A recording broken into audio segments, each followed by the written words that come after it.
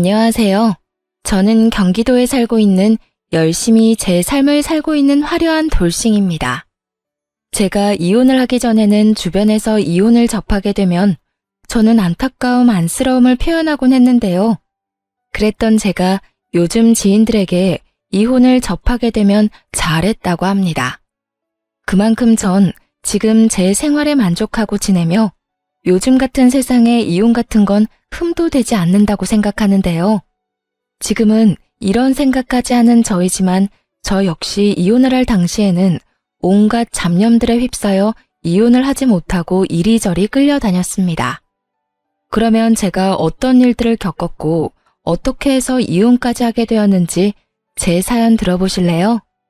저와 남편은 연애를 길게 하고 결혼까지 하게 된 부부였습니다. 연애를 하기 전에는 친구로 지냈기에 가끔 남편의 집으로 가곤 했고 연인이 되면서도 시댁에 자주 왕래하면서 지냈던 것 같아요. 남편 역시 친정에 자주 놀러 오기도 했고 친정 부모님과 시간을 보내며 자연스럽게 가족이 되어갔죠. 시댁에서는 저를 특히나 예뻐해 주셨는데 남편이 외동이었던 터라 딸이 생긴 것 같다며 저를 많이 예뻐해 주셨었죠. 아름아, 넌 좋아하는 음식이 뭐니?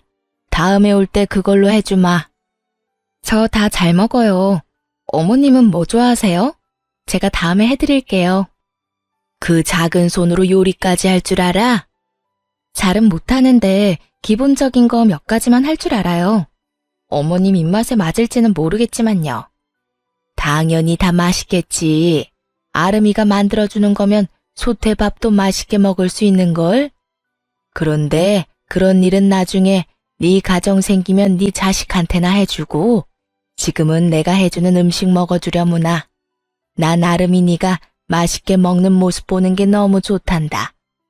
허구한 날 허겁지겁 전쟁 치르듯 먹는 남자들만 보다가 너처럼 오물오물 토끼처럼 먹는 거 보고 있으면 이 엄마가 너무 행복해. 시모는 늘 저에게 귀엽다, 사랑스럽다, 행복하다 등의 말을 해주었고 그런 말을 들을 때마다 제가 특별한 사람이 된 것 같아 참 행복하더라고요.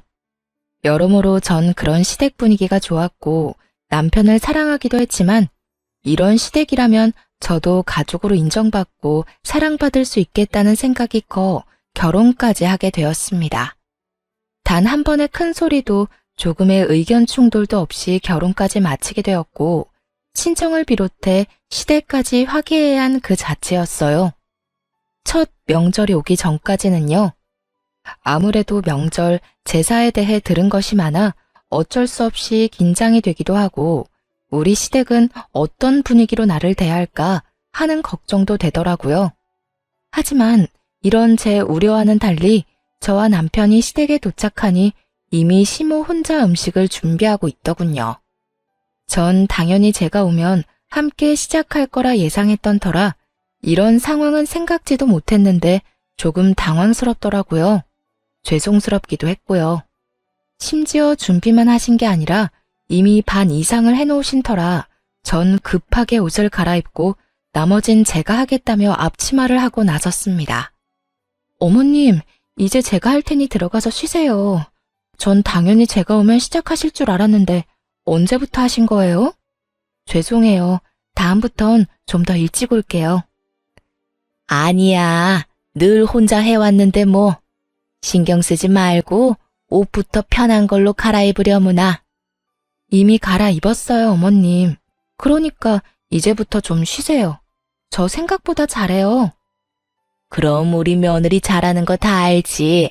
다 아는데 정말 거의 다 해서 네가 할 게 없어서 그래. 괜히 너까지 힘 빼지 말고 일단 조금 쉬어. 곧 있으면 끝이니까 뒷정리나 좀 도와다오. 그러면 제가 옆에서 전이라도 뒤집을게요. 그 정도는 하게 해주세요. 이때까진 분위기 좋았습니다. 누가 먼저라고 할 것도 없이 서로 나서 일을 하려고 했고 서로의 등을 떠밀며 조금이라도 더 쉬게 해주려고 했죠. 음식을 다 마련하고 나선 시모가 쉬는 동안 혼자 뒷정리를 빨리 끝내버리곤 빨래부터 시작해서 대청소도 다 해버렸습니다.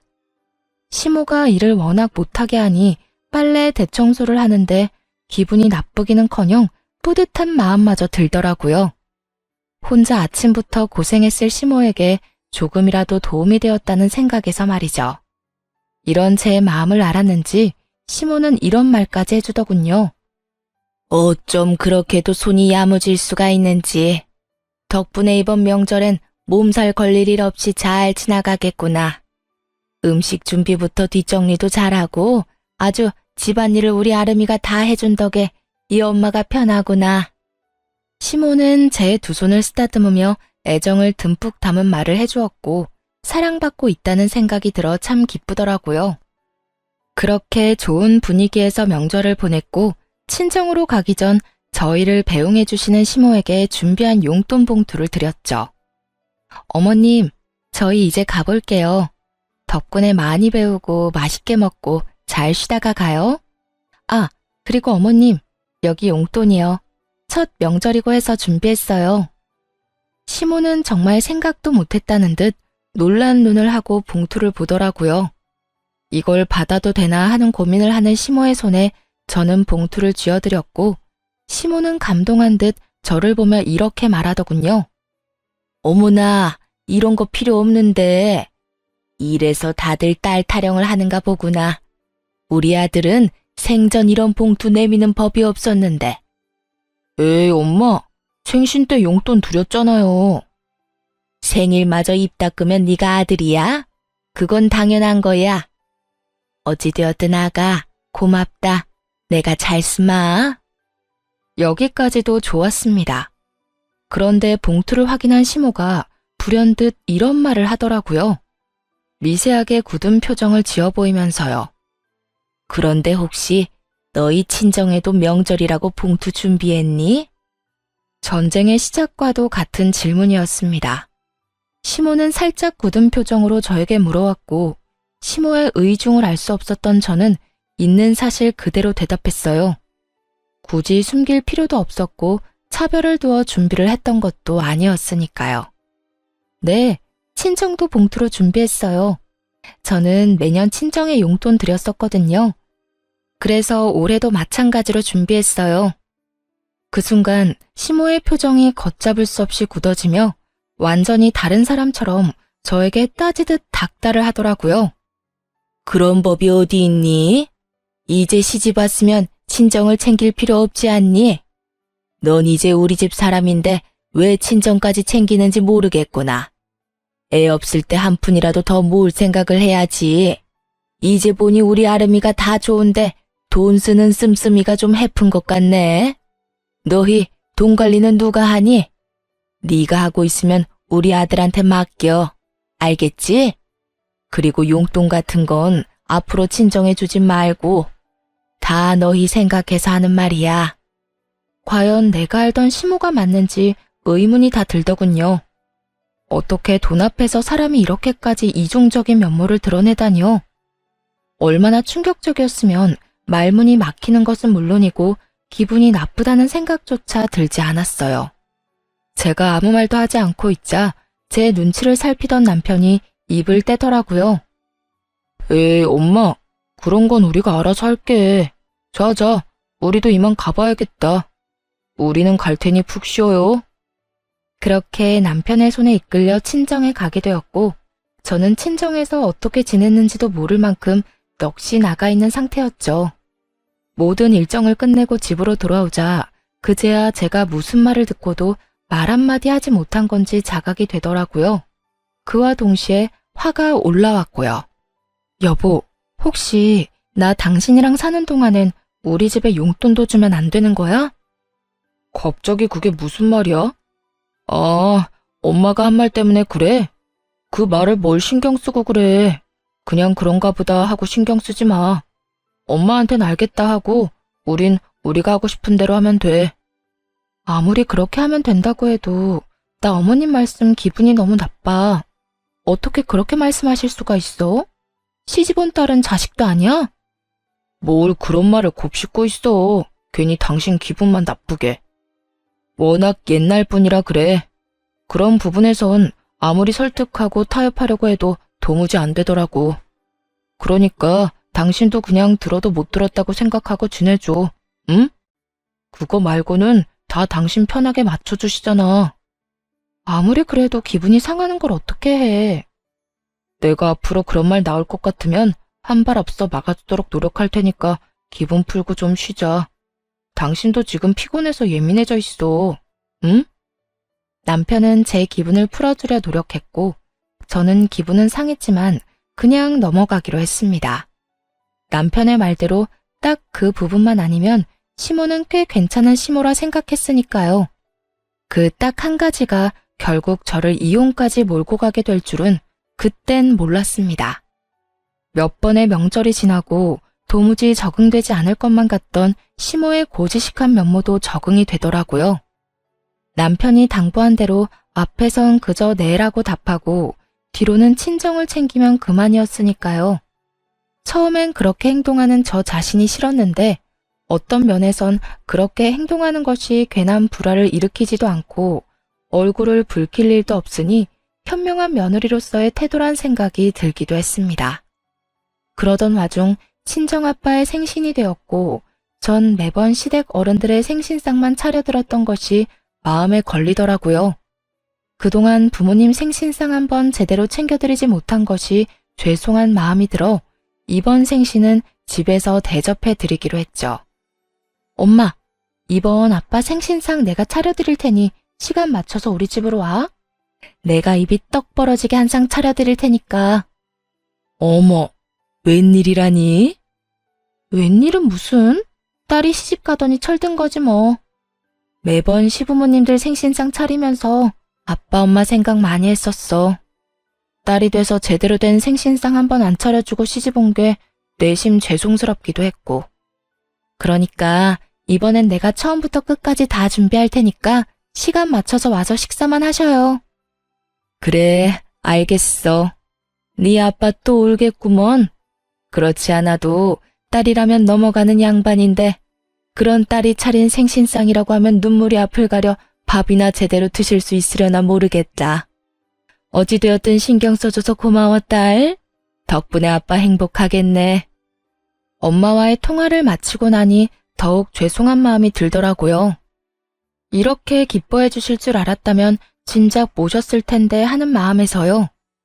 전 더욱 생신 준비에 박차를 가했고 전날 장보기를 마치고 당일 아침부터 일어나 생신상을 준비했어요. 아침 일찍 일어나 남편 출근시키고 생신상 준비를 하는데 시모에게 전화가 오더라고요.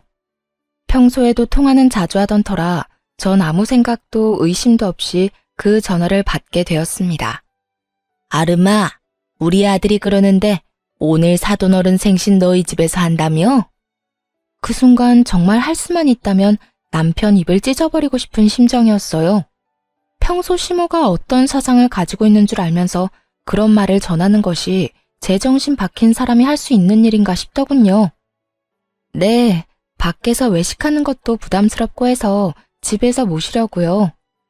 좋은 변명이었다고 생각한 저와는 달리 시모는 제 생각보다 더 대단한 사람이더군요. 제 말에 이런 말을 했으니까요. 외식을 할 필요가 뭐가 있어. 그냥 친정에 가서 있는 반찬에 밥이나 한 끼 먹으면 되는 거지. 다른 것도 아니고 생신이니까 내가 이때껏 네 친정 생신은 챙기게 두었는데 아무래도 안 되겠구나. 앞으로 생신도 챙기지 말거라. 어떻게 된 사람이 이런 말을 할 수가 있는 걸까요? 같은 여자, 같은 며느리의 경험이 있는 사람으로서 다른 것도 아닌 부모님의 생신을 챙기지 말라고 명령할 수가 있는지 이해가 되지 않았어요. 부탁, 권유도 아닌 명령조 시모의 말투에 저 역시 화가 났어요. 네? 아무리 그래도 생신은 챙겨야죠. 생신 챙긴다면서 괜한 낭비하니까 그렇지. 오늘도 봐라. 내가 너희 집 잠시 들린다고 우리 아들한테 연락 안 했으면 이딴 짓이나 하고 있다는 것도 몰랐을 거 아니니? 요즘 물가가 얼마나 올랐는데 생신상을 그것도 집에서 차려준단 말이니? 네가 우리 아들 집에서 그딴 짓거리 하면 퇴근하고 피곤한 우리 아들 제대로 쉬지도 못하고 그게 뭐 하는 짓이냐고? 혹시 아세요? 너무 화가 나면 아찔해진다는 것을요. 저는 생전 처음으로 너무 화가 나 아찔해지는 기분을 느끼게 되었고 그 순간 이때껏 참아왔던 모든 것을 터뜨렸어요.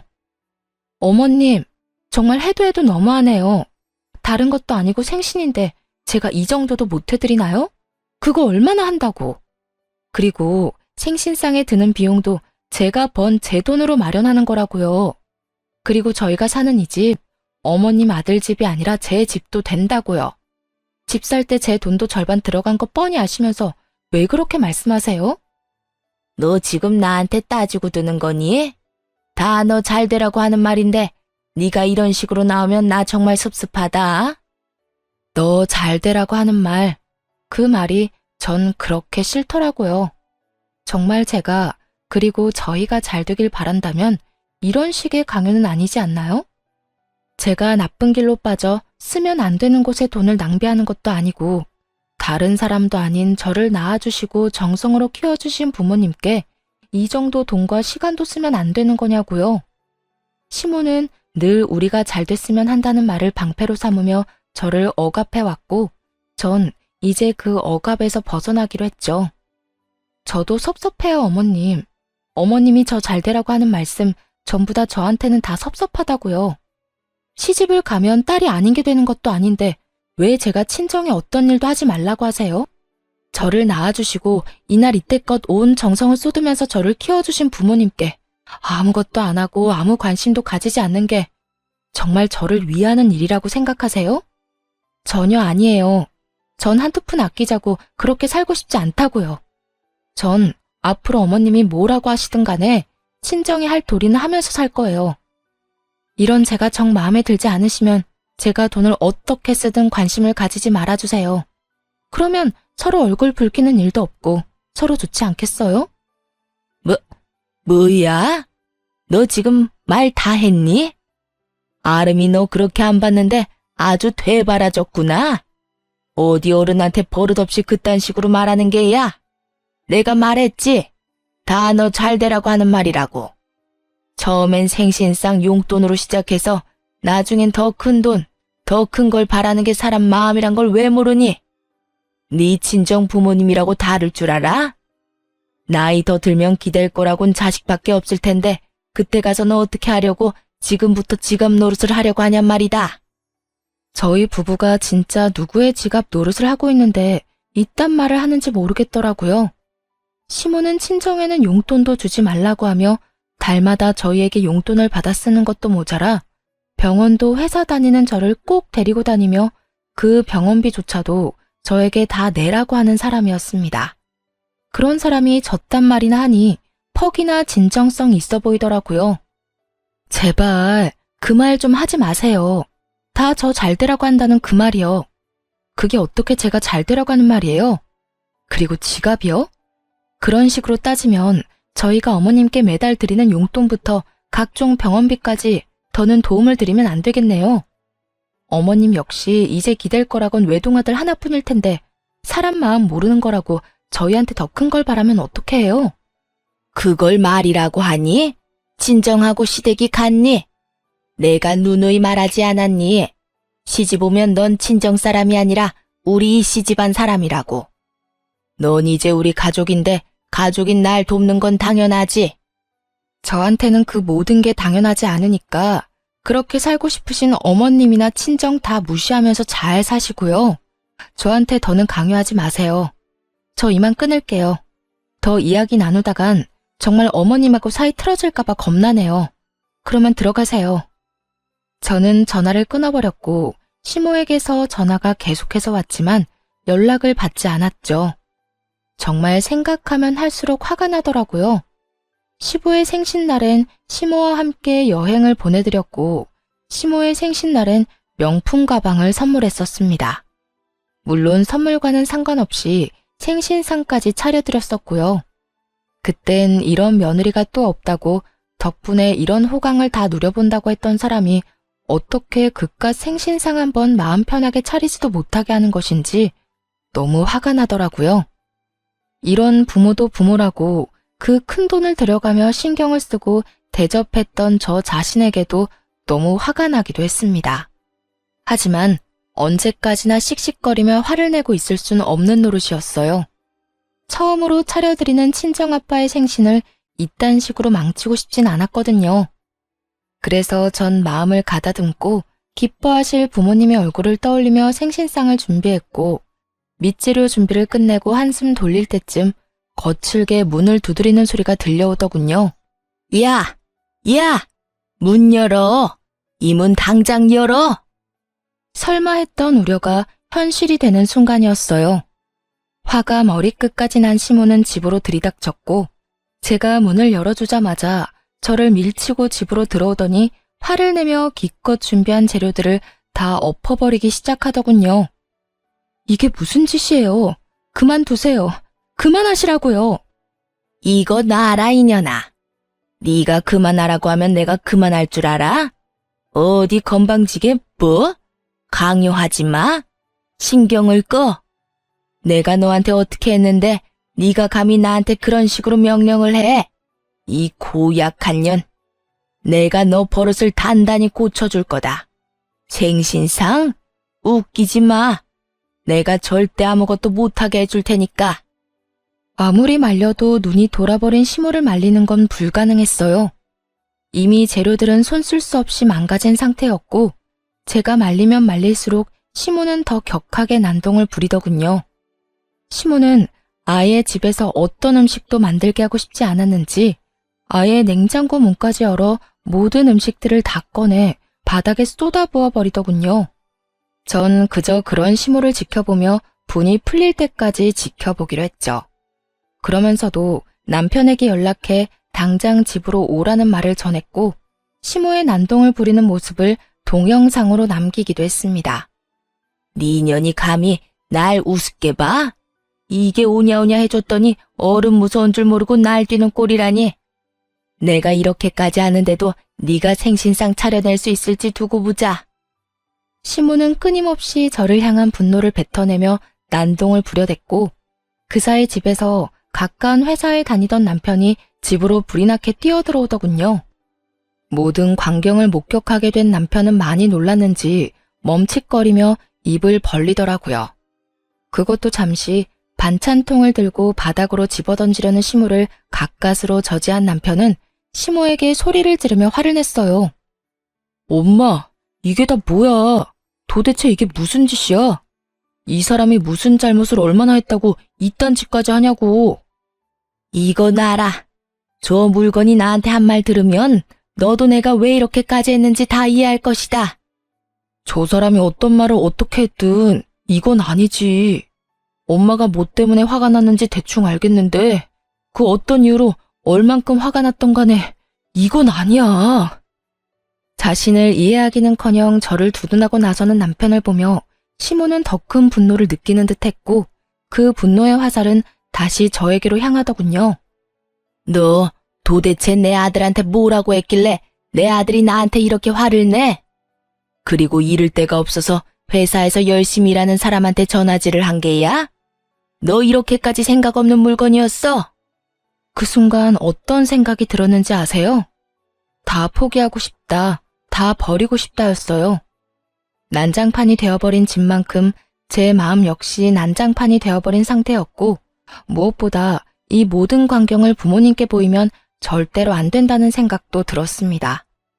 다른 날도 아닌 생신날 이런 광경을 보게 된다면 그런 불효도 또 없을 테니까요. 화를 낼 가치도 없는 사람에게 화를 내고 싶지도 않았어요. 우선 전 봉지를 찾아들고 시모가 다 엎어버린 재료들을 챙겨넣고 시모의 손에 꽉 쥐어주며 이렇게 말했어요. 이거 덕분에 저는 못 쓰게 됐으니까 가져가서 저녁해 드세요. 어머니 말대로 요즘 물가가 장난이 아닌데 그냥 버릴 순 없으니까요. 어머님이 다 망쳤으니 어머님이 책임지시고 해결하시라고요. 그리고 뒷정리도 다 하고 가세요. 어머님 말대로 힘들게 일하고 온 어머님 귀한 아들이 이걸 다 치울 순 없는 노릇 아니겠어요? 그러니까 이 난리를 부린 어머님이 직접 다 치우고 가세요. 제 말에 시모는 몸까지 부들부들 떨며 손을 치켜들더군요. 전 그 손을 낚아채 뿌리쳐버렸고요. 이년이 감히! 자꾸 이년저년 하지 마세요. 전 어머님한테 그딴 욕 들을 만큼 잘못한 거 없어요. 그리고 제 몸에 손도 대지 마시고요. 저희 부모님이 맞고 다니라고 시집 보낸 거 아니고요. 행복하게 지내라고 시집 보낸 겁니다. 그러니까 앞으로 저한테 함부로 대하지 말아주세요. 여전히 몸을 부들부들 떨던 시모는 누가 말릴 새도 없이 이번엔 제 머리채를 획 잡아버렸고 워낙 순식간에 일어난 일이라 어떤 반응도 하지 못했어요. 그 순간 부모님의 목소리가 들리더라고요.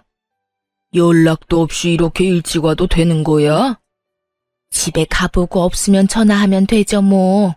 연락하면 분명 오지 말라고 할 게 뻔하다고요.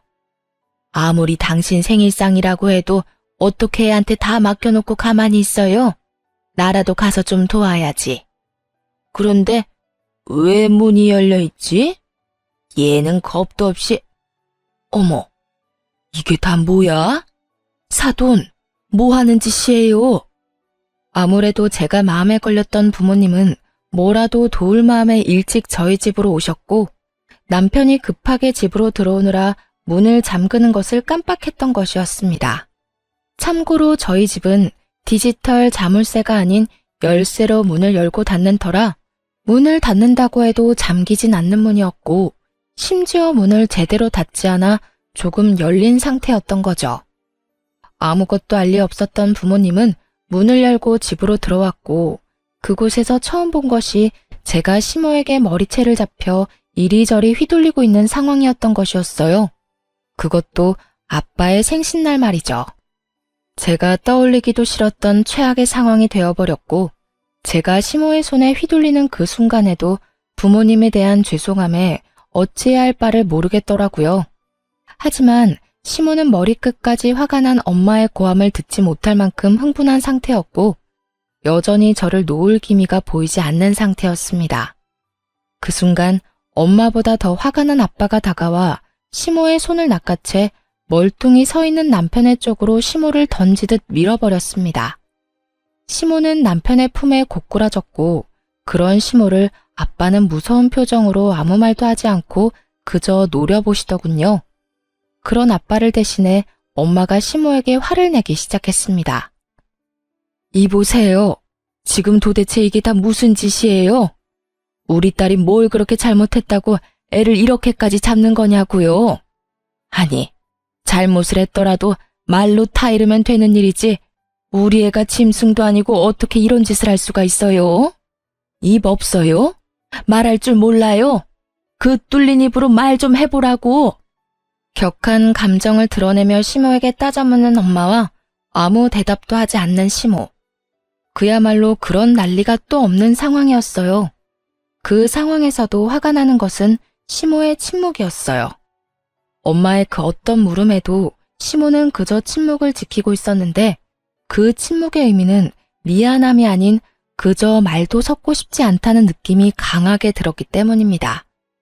엄마가 시모를 몰아붙이는 내내 시모는 빈정거리는 표정을 지어 보이며 입을 삐죽거리는 듯 엄마를 농락하는 모습을 보이더군요. 그 모습은 너는 짓거려라, 난 안 듣는다는 식의 무시와 다름이 없었고 엄마도 저와 똑같이 느꼈는지 말할 가치도 없다시며 저를 데리고 나와 친정으로 와버렸습니다.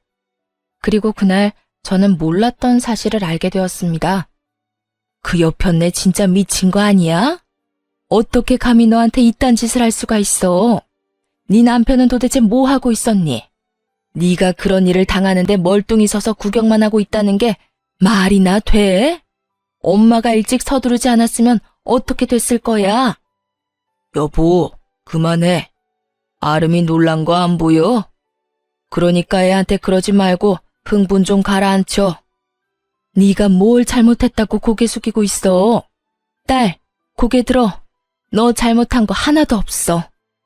엄마, 아빠, 죄송해요. 하필 생신날 이런 꼴 보여서. 네 잘못 아니라니까. 어떻게 인간의 탈을 쓰고 남의 집 자식한테 그딴 짓을 할 수가 있어? 인간이라면 그러면 안 되지.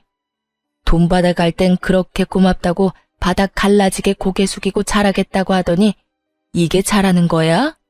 머리채나 잡아뜯는 게 잘하는 거냐고. 돈? 엄마, 그게 무슨 말이야? 그 뒤로 이어진 엄마의 말은 정말 어이가 없더라고요. 어느 날은 네 남편이 술 먹고 여기로 찾아왔더라. 그 옆편에 살던 집 주인이 당장 나가라고 했다던데. 돈이 없어서 마땅히 옮겨줄 집이 없다고 말이야. 생각 같아서 당장 집이라도 마련해주고 싶은데 대출 받는 것도 한계가 있고 큰 돈도 없어서 속상하다면서 울더라고. 얼마나 서럽게 울던지. 네 아빠랑 내가 신경 쓰여서 우리 노후 자금까지 내줬는데 어떻게 그런 우리한테 이딴 광경이나 보게 만들어? 그 옆편네도 그래. 우리한테 받은 돈으로 집까지 마련했으면서 어떻게 우리 딸인 너한테 그딴 짓을 해? 아니, 돈을 다 떠나서 자기 자식 귀하면 남의 자식 귀한 줄도 알아야지. 어떻게 남의 귀한 자식을 그런 식으로 대할 수가 있냐고. 내가 진짜 아까 그 장면이 머릿속에서 떠나지 않아. 속상해 미치겠어. 이렇게까지 감정 표현을 하는 분이 아닌데 많이 속상하시던 엄마는 제 앞에서 화를 내시며 우시더라고요. 평소라면 다 괜찮다고 그런 일도 있다며 제 등을 쓸어내려 주셨을 엄마가 우시는데 제 마음도 무너져 내리더군요. 그렇게 한참 울은 저는 겨우 마음을 진정시키고 생각을 정리했어요. 정리하면 할수록 이해가 되지 않더라고요. 저에게 말 한마디 하지 않고 친정에서 큰 돈을 받아간 남편. 남편에게 그 큰 돈을 받아 집을 마련한 시모. 친정에서 받은 돈으로 집까지 마련했으면서 친정엔 조금의 용돈도 용납하지 않았던 시모. 그 모든 게 이해가 되지 않았습니다. 더욱 괘씸한 건 남편이었어요. 시모의 집을 마련하던 시기에 제가 이것저것 물었던 적이 있는데 그때마다 남편은 저에게 거짓말을 해대며 어물쩍 그 상황을 넘어가곤 했으니까요. 그땐 친정에서 도움을 받았을 거란 생각도 못한 상황이라 속여봤자 대출금 정도라 생각했었어요. 그래서 효도하고 싶다는데 제가 뭐라고 나서나 하는 생각에 더는 아무 말도 하지 않았던 것이고요. 하지만 그 모든 행동이 저를 속이기 위한 행동이었다고 생각하니 너무나도 괘씸하더군요. 그렇게 남편에 대한 실망감과 시모에 대한 넘치는 분노 때문에 어찌해야 할 바를 모르고 있었어요. 그러는 와중에도 남편은 와서 빌기는커녕 연락 한 통이 없더라고요. 분노와 체념이 오가는 며칠이 흐른 후 남편에게 연락이 왔고 전 친정 근처 카페에서 남편을 만나게 되었습니다. 어쩌면 싹싹 빌며 사과를 해올 수도 있을 거라 생각했는데 남편은 다리를 꼬고 앉아 저에게 이혼을 통보하더라고요. 그 역시도 제 예상 안에 있기도 했지만요. 우리 이혼하자.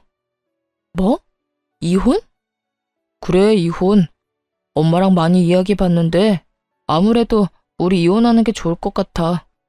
당신이랑 엄마 사이에서 나도 힘들고 당신도 앞으로 우리 엄마 보기 싫을 거고 그러면 난 더 힘들어질 거고 우리 앞날이 뻔하잖아. 지금 이혼을 입 밖으로 내뱉고 싶은 사람이 누군데 감히 누가 먼저 이혼을 입 밖에 내나 싶더라고요. 그러면서도 그 검은 속내가 뻔히 보이기도 했고요. 이혼? 당연히 해야지. 그런데 당신 우리 집에서 돈 많이 받아갔더라. 그 돈으로 어머님 집 사는데 보태드렸고 이혼은 하는데 돈은 다 토해내야 하지 않겠어? 제 말에 남편은 그게 무슨 헛소리냐고 웃더라고요. 그러면서 하는 말은 정말 가관이었습니다. 내가 왜 그 돈을 줘야 해? 난 빌린 적도 없는데? 내가 빌려줬다는 증거라도 있어? 있으면 가지고 와 보든가. 이런 걸 보고 딱 잡아댄다고들 하시죠? 네, 남편도 그런 적 없다며 딱 잡아떼기 시작하더라고요.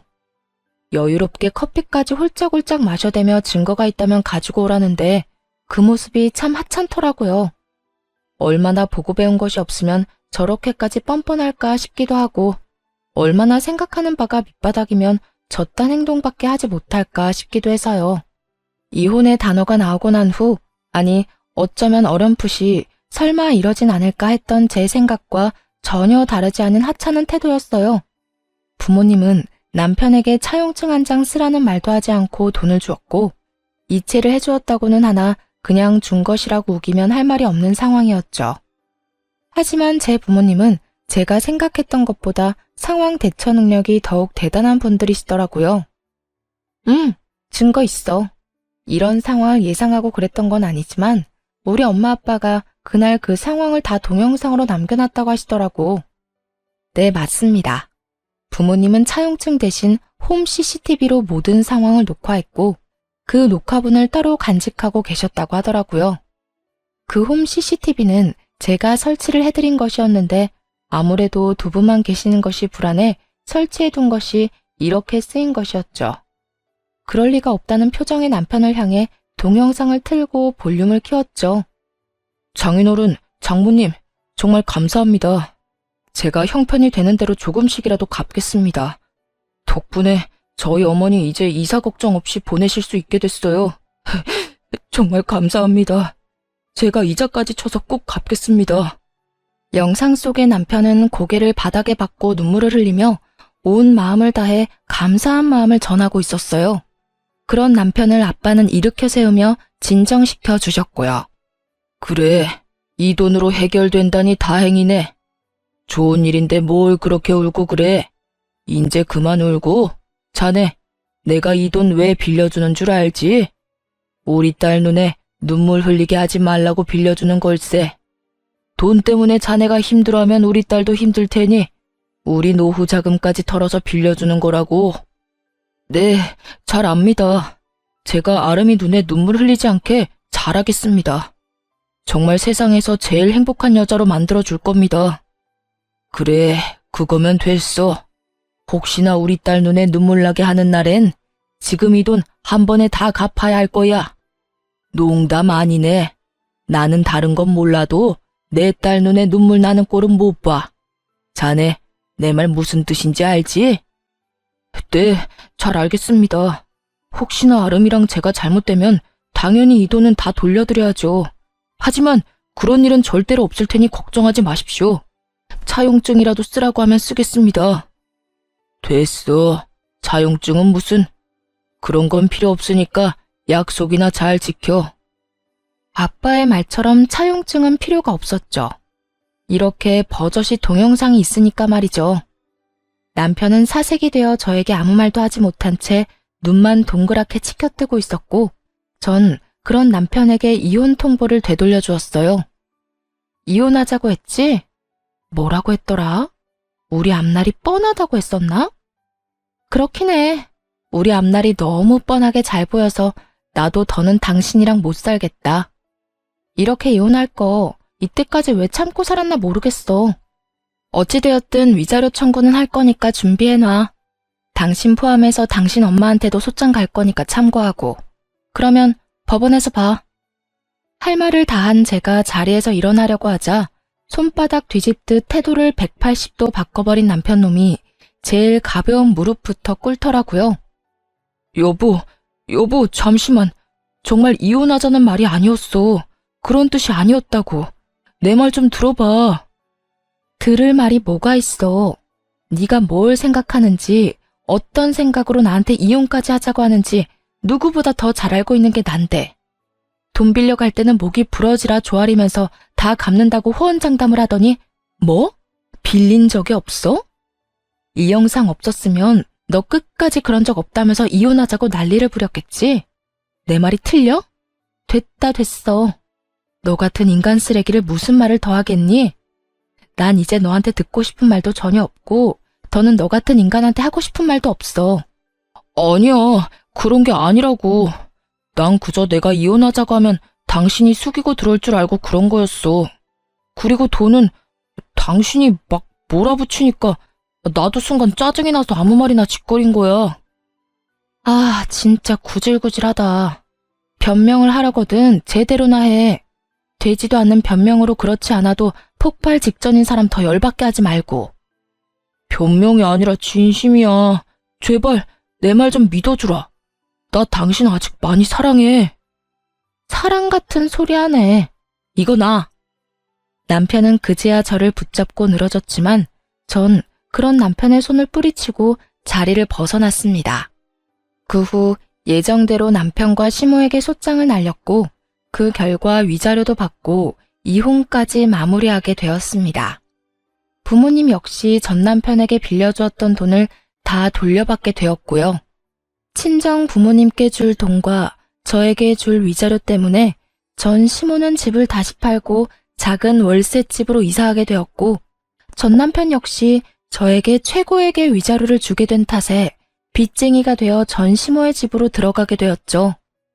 그렇게 모든 게 끝났다고 생각했는데 전 시모에게 전화가 오더라고요. 아름아, 잘 지냈니? 첫마디에서 온몸에 소름이 쫙 돋는 것이 귀신 목소리를 들은 것처럼 기분 나쁜 소름이 돋더군요. 전 아무 대답도 하지 않았고 그런 상황을 예상했다는 듯 시모는 아랑곳하지 않고 자기 말을 이어나가더군요. 잘 지내지? 잘 지내겠지. 우리 아름이는 야무지고 똑똑하니까. 다름이 아니라 내가 그동안 생각 많이 해봤는데 내가 여러모로 너한테 몹쓸 짓을 많이 했더구나. 너 같은 며느리가 또 어디 있다고 내가 너한테 그런 짓을 한 건지. 네 남편, 아니 우리 아들한테 혼 많이 났다. 나 때문에 너랑 이혼하게 됐다고 날 많이 원망하더구나. 틀린 말은 아니지. 내가 널 이혼시킨 거나 마찬가지지. 내가 정말 미안해. 그래서 말인데 내가 이렇게 사과할 테니 이혼은 없던 일로 하면 안 되겠니? 기가 막히더라고요. 이제 와서 속내가 뻔히 보이는 사과를 하는 것도 어이가 없었지만 전 남편 역시 어이없기는 매 한 가지였어요. 본인이 누굴 원망할 처지조차 되지 않으면서 감히 누굴 원망하는 것인지. 저요, 전 시모에게 그 모진 수모를 겪었을 때도, 전 남편이 저도 모르게 큰 돈을 친정에서 받아갔을 때도 화가 나고 괘씸하긴 했지만 이혼하겠다고 확실하게 마음먹은 건 아니었어요. 시모야 연을 끊고 살면 되는 거고 다른 사치 부리는 데 쓴 돈도 아닌 부모 집 마련해준다고 빌려간 돈이야 갚으면 그만이라고 생각했으니까요. 하지만 전 남편은 제 이런 마음을 짓밟는 것도 모자라 부모님이 자신을 믿고 차용증을 쓰지 않았다는 것을 악용해 돈까지 꿀꺽 삼키려는 모습을 보며 비로소 이혼을 결심하게 되었던 것이었어요. 물론 불을 지핀 건 시모가 맞지만 그 작은 불씨를 큰 불로 만든 것이 본인이면서 시모를 앞세워 저를 설득하려는 그 속내가 참 어이없으면서도 화가 나더군요. 저는 그럴 생각 없어요. 전 그 인간한테도 오만정이 다 떨어졌다고요. 받을 도움은 다 받고 돈 안 갚아도 되겠다 싶으니까 저부터 버리는 남자, 당신 같으면 데리고 살고 싶겠어요? 거기에다 집도 절도 없는 빚쟁이인 남자를요? 저 그 정도로 바보는 아니에요. 아름아, 그러지 말고 다시 한 번만 생각해 주려무나. 우리 아들 금방 일어설 수 있어. 아직 나이가 젊잖니. 그러니까 그간의 정을 생각해서라도 다시 생각해 주려무나. 결국 전 시모는 악어의 눈물을 쏟아내며 매달리기 시작했고 전 그런 시모에게 이렇게 말했습니다. 그러니까요. 나이도 젊은데 제가 왜 그딴 인간이랑 살아야 하나요? 앞으로 살 날이 긴데 그딴 인간 뒷바라지만 하면서 살라고요? 밑 빠진 독에 물 부어가면서 고생할 마음 없으니까 다신 연락하지 마세요. 저는 전화를 끊어버린과 동시에 차단해버렸고 그 후론 연락이 닿는 일은 없었습니다. 참 한심하지 않나요? 가만히라도 있으면 절반이라도 간다고 그저 주는 대로 받고 하는 대로 가만히 두기만 했더라도 좋은 집에서 편하게 잘 살았을 텐데 괜히 건드리면 안 될 사람을 건드려서 저 고생을 하나 싶었네요. 뭐 자기 복 자기가 찬 거 아니겠어요? 요즘 전 친정에서 지내고 있어요. 회사는 여전히 잘 다니는 중이며 요즘엔 남자친구가 생겨 행복하고 아기자기한 연애를 하고 있는 중이랍니다. 지금 만나는 사람은 좋은 사람이에요. 따뜻한 사람이죠. 언제 어디서나 제가 우선이라고 말해주는 사람이고 만나는 지난날 동안 여름에는 손선풍기를 겨울엔 핫팩을 건네주는 그런 따뜻한 마음과 세심한 배려를 할 줄 아는 남자예요. 무엇보다 길을 거닐 때면 꼭 저를 길 안쪽에서 걷게 하는 남자친구를 보며 이렇게 따뜻하고 세심한 사람도 있구나 하는 생각을 하곤 해요. 아직까진 결혼 생각은 없지만 지금 제가 사랑하는 남자친구의 모습이 변함이 없다면, 그리고 이 모습이 정말 이 남자의 본 모습이라면 다시 한번 용기를 낼 수도 있을 것도 같아요. 그 정도로 요즘 행복하고 사랑 가득한 날들을 보내고 있습니다. 앞으로도 전 연애도 하고 일도 하며 제 삶을 행복하게 살아가 보려고요. 저 역시 처음 이혼했을 땐 다시 연애를 시작하는 것이 상대방에게 왜인지 죄를 저지르는 기분이 들더라고요. 하지만 곰곰이 생각해보니 제가 죄를 짓고 있는 건 아니더라고요. 제가 이혼 사실을 숨긴 것도 아니고 이혼을 한 게 죄는 아니니까요. 제가 뭘 하든 어떤 연애를 하든 그건 제 자유 아닐까요? 그러니까 저와 비슷한 상황의 돌싱녀, 돌싱남 분들, 우리도 행복하게 살아봐요. 언제까지나 아픔에 절망감에 빠져 시간을 낭비할 순 없지 않을까요? 충분히 아파했고 충분히 힘들었던 만큼 이제 우리 다들 행복합시다. 꼭 새로운 사람을 만나 새로운 출발을 하는 것만이 아닌 본인이 원하는, 본인이 꿈꾸는 그 행복을 위해 다 함께 노력해봐요. 그러면 저는 모든 분들의 행복하고 사랑 가득한 삶을 응원하며 이만 물러가 볼게요. 긴 사연 들어주신 모든 분들 감사합니다.